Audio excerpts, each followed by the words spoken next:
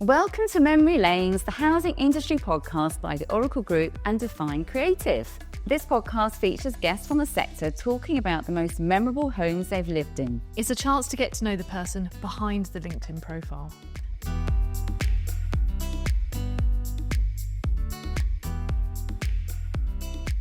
So Carlo, thanks for saying yes to coming on Memory Lanes. Welcome. It's great to have you here. So you're CEO of the British Group. Yep. And British Group sells and lets properties in Surrey, Hampshire and Berkshire. Yep. And what really kind of stands out to us is the journey that you've made, because I know that you started in 1993, right at the bottom, as it were, after quite an interesting chapter of your life, which we're going to hear about. And basically now your majority ownership of the British Group, you went from partner, MD to where you are now. Mm-hmm. So that's quite a lovely story in its own, isn't it? Definitely. But first of all, we want to hear about your first job in a estate agency, because I've got in your words here, you referred to yourself as a liability to any employer. So Okay, yeah, okay. Tell us more about that. Okay, so having left school, not knowing what to do, my journey to a careers office enabled me to establish what an estate agent was. So still got the pamphlet to this day. How to be an estate agent. And you're 16 at this point. I'm at 16. I had no idea what I wanted to do.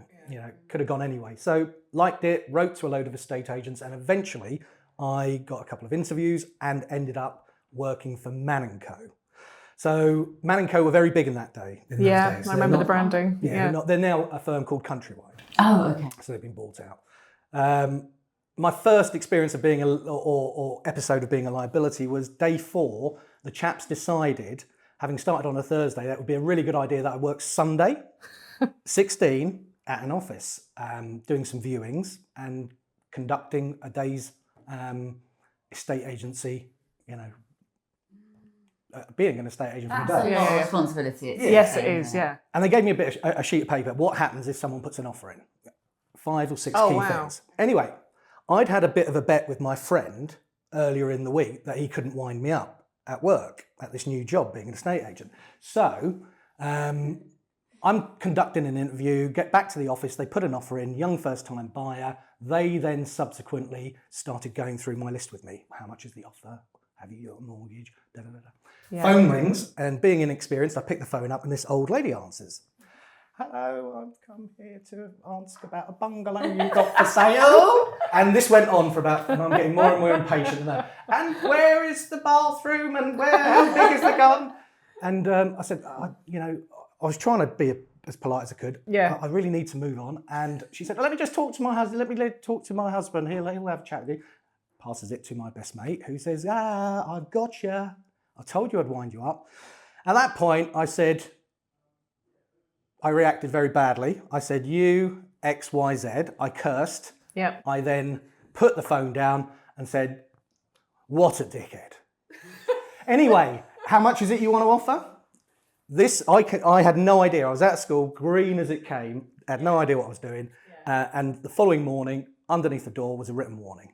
A complaint there, which led to a written warning. So that was my first experience in estate agency.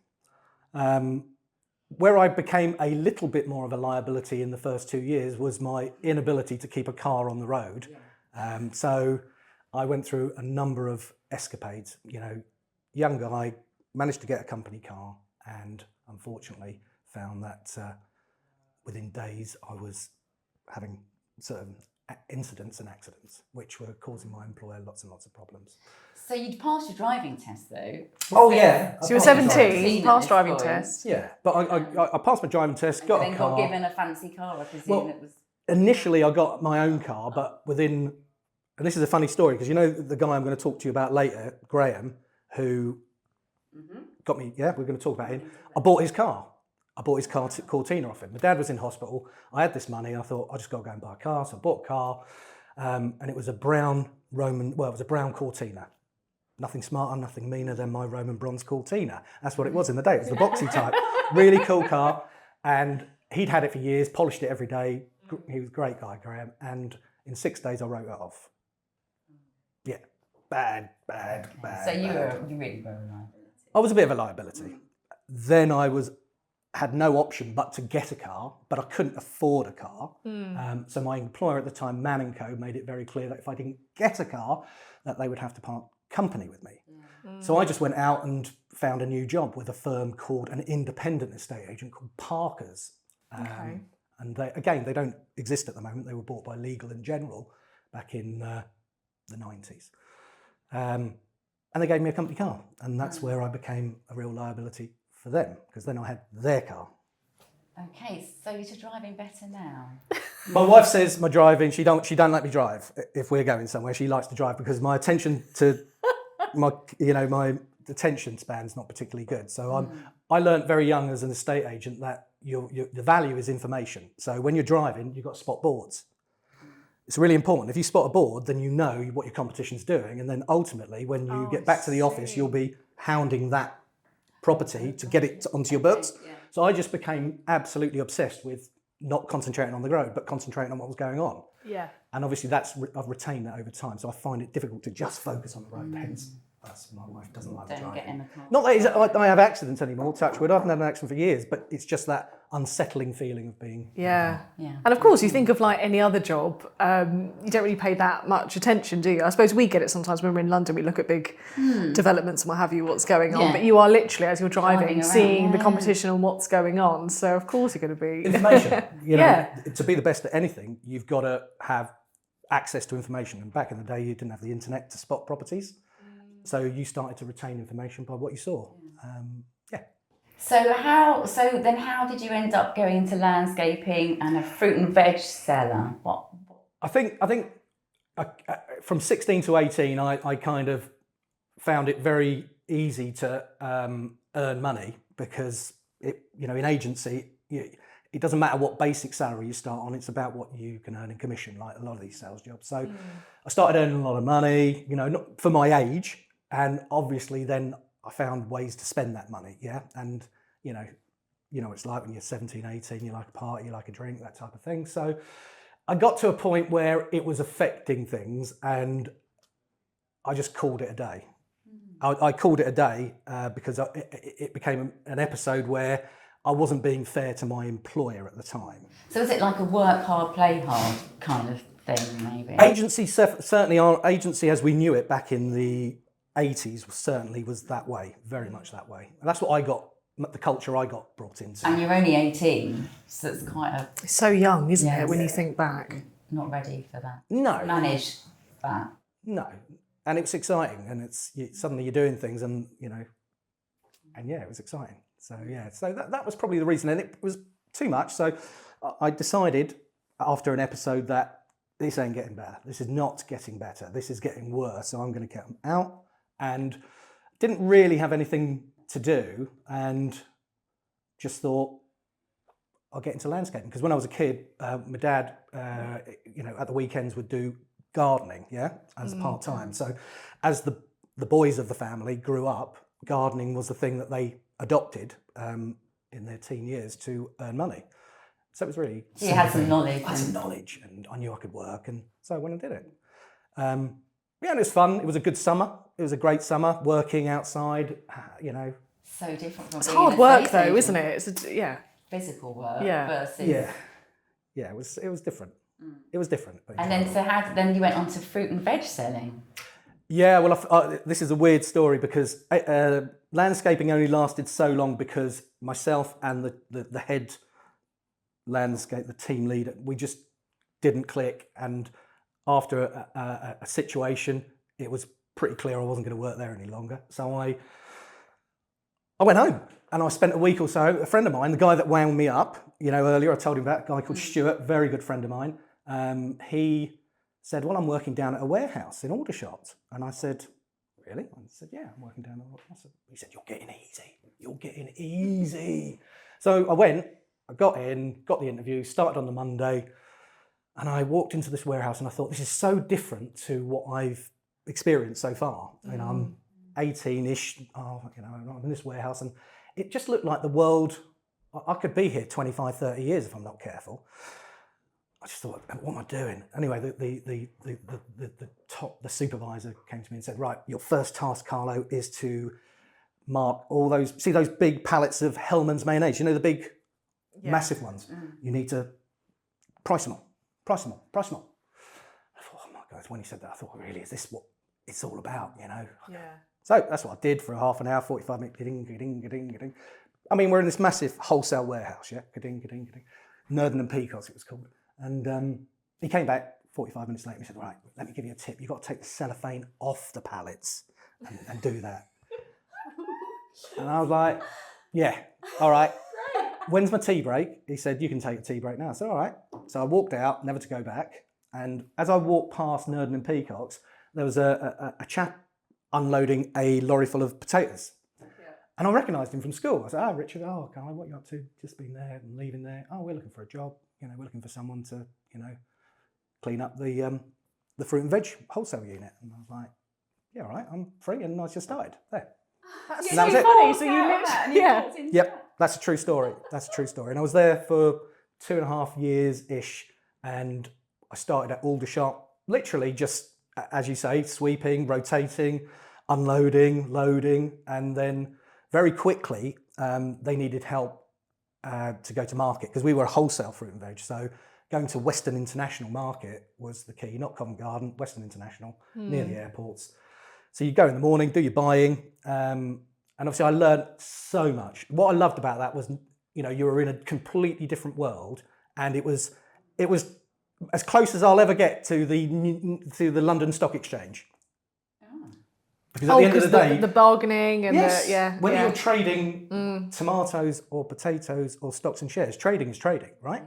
Yeah.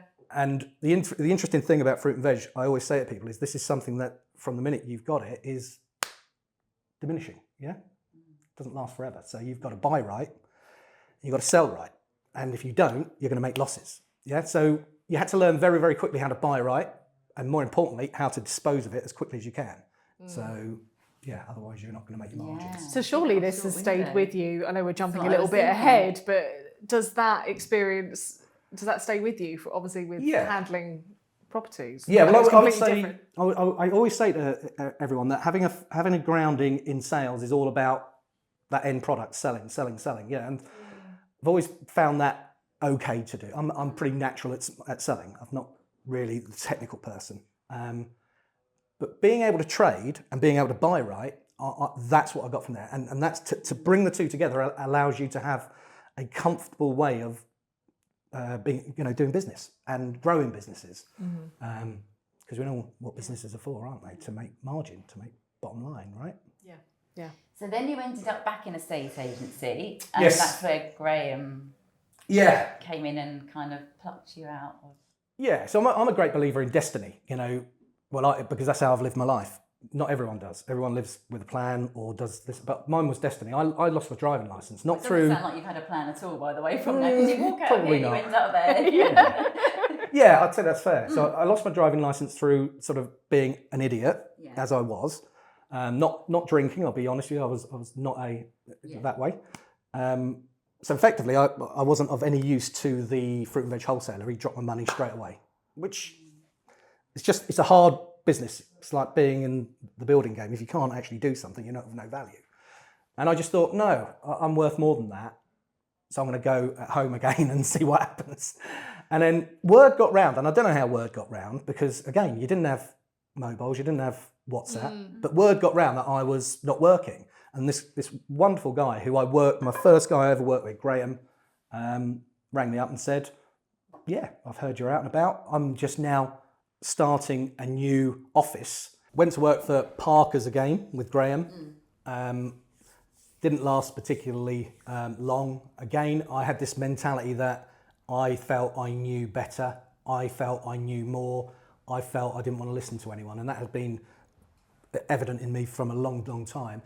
And therefore, I was always looking for the next thing where I could, So I ended up going back to Man's. I ended up eventually running an office for them in a place called Ash Vale, which is close to Aldershot. And I kind of turned it round relatively quickly. I had a lot of energy. I was prepared to put the work in. But Bridges had opened up a year before. So I was in Ash Vale, Man & Co. Bridges were up the road. and a guy called Tony and Mark were working there. And I was down at Man's, giving it 100%, really trying to grow it. But I was only 22, you know. But I'd drive past their office every night on the way home, and they'd be open still. And I was on the Todd down there with you know, at the time, a secretary, because we used to have secretaries back then. And I used to think, wow, you know, they're still there, you know. And then I started popping in, because Tony, his dad came from Sicily in the late 50s, and my dad came from Naples in the late 50s, and they knew each other. So we had some understanding of who we were. And so I popped in there, and I just walked in there, and it just seemed like, wow. It wasn't corporate, it was just fun. So after 6 months, and I was giving Tony a bit of a hard time because I was obviously competition, he said, come and join me, and that's how I ended up at Bridges. Yeah, they weren't pleased at Man's. They went the usual route of you can't work within 3 miles. They got their lawyers to send me letters and all that sort of stuff to say you are a bad person. Not you're a bad person, you are, you know, breaking your contract, that type of stuff. So, but yeah, I went to work for Bridges, and Tony was technically my mentor. He was the owner of Bridges and my mentor, so I just went to work with him. Self-employed, commission only, get your own car, from running an office with Man's with a company car, basic, all the usual. So the risk there was, you know, do it differently, and he was building, and yeah, really enjoyed it. It sounds like you just knew it was a place for you. Like you walked in and you just thought, yes, this is where I belong. It's you know, it's about people, isn't it?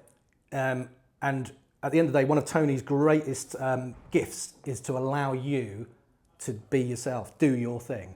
And I've been a great believer in that. You get the most out of people if you let them express themselves. The reality is we've all got guidelines and road, you know, perimeters, but at the end of the day, you know, be the best version of yourself, and you know, and understand where we're going as a company, and bring it on. It's like about building trust and treating people like they're grown ups, so they can be who they are. And you've obviously got staff members that you've had for a long time, I can see. Yeah. So is that something you've obviously carried forward, and you have that staff retention, and people have been with you for definitely years? And I go back to the fact that mentoring and watching someone do things a certain way, that's how you learn, right? Yeah. And there's no point reinventing the wheel. If something works, you tend to sort of follow that, ape that. Let's talk about your 2 houses that you're bringing with us today. So the first house is your sort of family home, the one that you grew up in the 70s, is that right? Yeah. With siblings running around everywhere. Tell us more about that. Why does that stick out for you? I think that sticks out because I don't remember the first one I was born in. Jubilee Road, I remember because I was there till I was about 12. And I suppose that's where I learned. We were a big family, quite a loud family, Italian descendants, you know, mum and dad are Italian. So there's always something going on. I remember a lot of freedom, you know. A lot of people say the 70s are a bit like that. And yeah, I can remember just being out and about all the time. I also remember it as a time where you didn't really have a minute to yourself because it was small and there was so much going on all the time. And you had to sort of really make an effort to be heard. Mm-hmm. My mum worked nights at hospital. My dad was like a laminator, which is not like a Terminator. It's somebody who works in fiberglass. So if you've ever, you know, so it was you know, set times for things. 5 o'clock, food. You know, we all had to eat together. Mm-hmm. And we had to. And it was, you know, the 7 of us, and it was. To get yourself heard, you had. So you're 1 of 5? Yeah, I'm 1 of 5, 4 out of 5. So I was the youngster, and I learned very quickly that you can pale into significance if you're not careful. Wow. You got to be. Yeah, so that was quite an interesting learning curve. The other things I loved about it really was just the rough and tumble of it all. If I'm honest with you, it's that there was always something going on. You know, if you've got older brothers, you're always going to get, you know, not beaten up, but you're going to get, you know. My brother up. Yeah. Oh, yeah, so fun.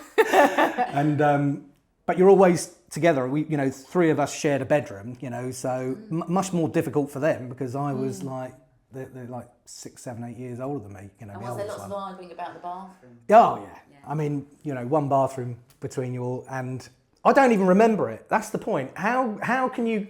We all know what our routine is in the morning. Yeah. I haven't got a clue what my routine was to get to school. All I remember is I got to school. Yeah. I'm not joking. I don't remember it because It was chaos. yes, Oh wow. Okay. yes, So what was the house like then? So you had the one main bathroom. yeah. It was a 1930s 3-bed semi in Jubilee Road. So it was you know, a traditional 1930s bay fronted, lounge at the front, dining room at the back, kitchen at the back, and the really pokey 3rd bedroom where my 2 sisters slept, and then a middle bedroom where the 3 of us were, and then obviously mum and dad. And one bathroom. Which And one is- bathroom, yeah. Nowadays, people have, the kids Yeah, have of their own course, yeah. bathroom. And, Yeah, but I don't remember it. I really, honestly, I know that's probably something that as I regress later on when I'm not working as hard, you start remembering all your Yeah. So I'm Yeah. sure it will. But you remember the feeling of being there and it being chaos, Yes. fun and secure and freedom.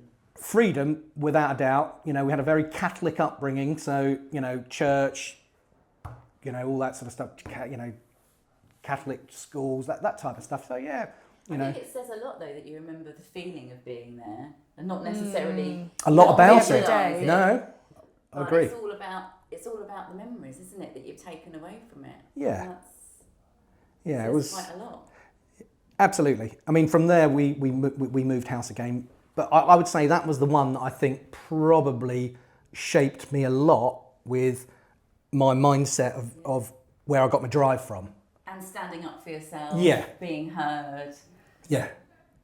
So going on later on in life, you know, you can't teach drive. You can't, you know, you've either got that or it's come from somewhere. Yeah. And I would say that's probably where, you know, most, you know, and my siblings were, you know, quite driven at what they want to do and achieve. Not all of them, but Yeah.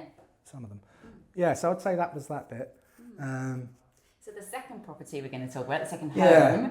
home, is an epic renovation. Yeah. Which involved no roof and a lot of rain, from what I Yeah. remember, and 3 children. And me being the deluded person that I am, because I have this idea that So it's going to take a couple of weeks. I will listen to people, yeah, exactly. I will listen to people, but also I know what I want to achieve, so I'll just go there and then I'll work it out as I go along, which is sometimes not fair on my wife, Sam. She's, bless her, she's very patient with me. But that one was, we got there, moved in 2006. It's a bungalow. It was a chalet bungalow, so it had Right, one yeah. room upstairs, and then quite a decent downstairs setup. And I bought it with that mentality of a project straight away. I know what I want to do with this, you know. So was your wife on board, or did you go in instead of the idea of it and be like, look, I've just found this? Honestly, my first place, right? When I married Sam, I had a flat which I bought, and I very quickly, 1991, big. I don't know if you remember. There was this big. What do you call it? Depression. Crash. Yeah. Property crash. And in the paper, I saw an advert. It said Bradford and Bingley repossessions, 3.99% fixed rate.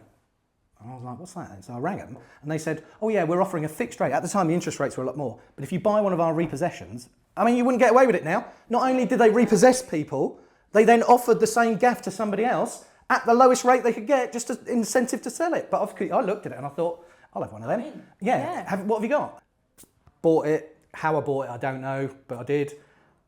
But then I rented it out, and when I got married to Sam, that was the first home. So on that basis, she didn't really have a choice where we moved to. The second one, she didn't have as much of a choice because it was a refurb, and we needed to buy something to make some money, so we did, a Victorian Semi in Farnham. Yeah. And the third one was... this renovation. Yeah, and she chose. No, the third one she chose, which I extended with her, and the fourth one she chose because it was right next door to the schools. So yeah, you know, but she chose it, she knew what it was. I said, yeah, I can do something with that. So you went in all optimistic and thought this would take 6 weeks. Yeah, got the planning. How long did it take? It took 8 months, and it ended up being, as I think I mentioned, it was the wettest June on record. That's what I can see it. So having come home from being away for a few days, Sam was like, no. And her dad was like on my case. He's saying, you got to move. So were you living in the house? We moved downstairs, tarpaulin on. 3 children. 3 kids, Wow. cat, 2 cats. 1 cat got stuck in between. That's another story, but we got him out. The builders, just before they nailed it, got him out. Yeah. And I was just deluded. I was building the business. I was building my business. I was doing 100 things, and I just had this ridiculous confidence that we were just... Yeah. Luckily, I had a property that... I'd started a buy-to-let portfolio in 96, 97, and I had a property that had just come vacant that, a week before in Aldershot, so we just moved that weekend. And But living without a roof in a very wet June must have been a massive challenge. Exactly, it was a challenge, and no one is, we knew that we could get the roof on within 6 to 8 weeks, and that's why I used that as a template. But we didn't envisage it to be as bad as that. And when you don't go through anything, and you're not listening to anyone, in the nicest sense, that's probably one of the things. If you're getting that advice from a mentor or from even a family member, you're going to listen to them. But when you're so driven to do what you think is right, it goes out the window. And I look back now and I think I've made so many mistakes, but learned from it. And that's the key thing. That's what they say. You learn more from your mistakes than your successes. Yeah. Totally. Would you agree with that? Totally. So with the renovation then, was that your first reno property? Did you do it again? Did you remember the pain and want to go through it again, or? Yeah. The current property we're in at the moment, we were able to live in the house and we were able to put a large extension on the side. So that really wasn't the same as living through it. No. Living in a building site, washing up in the bath. I'll never We've all forget done doing that. It's Never horrible, forget isn't it? doing that. I always say, going through a renovation or doing any building work at home and you have to live through it, it's like having a baby, because you do it once and you think, that was awful. I am never ever doing that again. And 2 years later you think, actually, it wasn't that bad. Do you know, it's It's like my friend said. She was scrolling and looking at houses, and she was, she's just literally just finished a renovation project and had been moaning and saying how hard it's been, and then she found this other property, and then she went, oh, it is a sickness. You just sort of forget how hard it is, but it is. It's always a little bit. And didn't you like have an accident where you did something to a cartilage involving scaffolding and climbing through a window? Yes. So all it was is when I had to go every day, talk to the chaps who were doing the job, and the cat was in, we didn't want the cat near us because it was on a main road where we'd moved. So Woody, the black cat, lived there for 6 months, while I went back and fed him in the mornings. And I fed up, in the shed, and I left my keys up there. Anyway, you could only get in. I could only get in because I'd forgotten to get the main door key. You only can get in through a window. And because the scaffolding was up tight to it, you couldn't really open and extend the window fully. Coming out, I had to get out of this window. And I mean, I used to play football and do lots of sports and stuff, but I never did anything, never had an injury. But coming out of a window on a Tuesday morning at 8:30, I ripped my cartilage, Oh. And it so happened to be a day where they weren't there, the builders, so I had to then get to the end of the garden, which doesn't sound a lot, but at the time I was in really bad pain. And it was just like comical, what's this all about? But these are the things that happen. You found yourself climbing through a window. Yeah, exactly. Surrounded by scaffolding. Yeah. So you were mentioning your wife, she sort of had a bit of a different upbringing, maybe it was quite, calm in contrast to your upbringing. So how did she find all of the hectic, the crazy decisions that weren't thought through? Yeah, well, I met Sam when I was like 22, 23, so I'll always say that Sam helped me get a bit more adjusted, right? And I became less of a liability, yeah? And as we had a family, lived together, that influence on me, but also her having to accept that, I can be quite loud, stuff goes on. And that's from my upbringing, Jubilee Road, we talked about. Mm. And again, that chaotic episode while we were in Courtmore Avenue and the roof coming on from moving is all part and parcel of that, Sometimes not planning, sometimes not thinking too much, but knowing the destination and knowing that you're going to get there. I think she would say you know, it went well at the end, and she's happy where we ended up. How we got there, you know, but I think you learn off each other. Yeah, and also if you think things through too much, you'd probably never do anything, would you? Oh Because yeah, if you knew you can that talk was yourself ahead out of you, you'd anything. think, oh my God, forget that. Well, that's the same as when you know, marriage now, you know, buying your first home now, you know, having your first child. We all went through that. Generation went through that. Every generation's been through it. You can't overthink it sometimes. Yeah. You've got to let destiny play its part. See. You know, that's the way. And you know, you everyone's got a fork in the road, left or right. You know, you're going to take one, and you'll never know. But you know, they say about take the path less travelled. Why not? Yeah.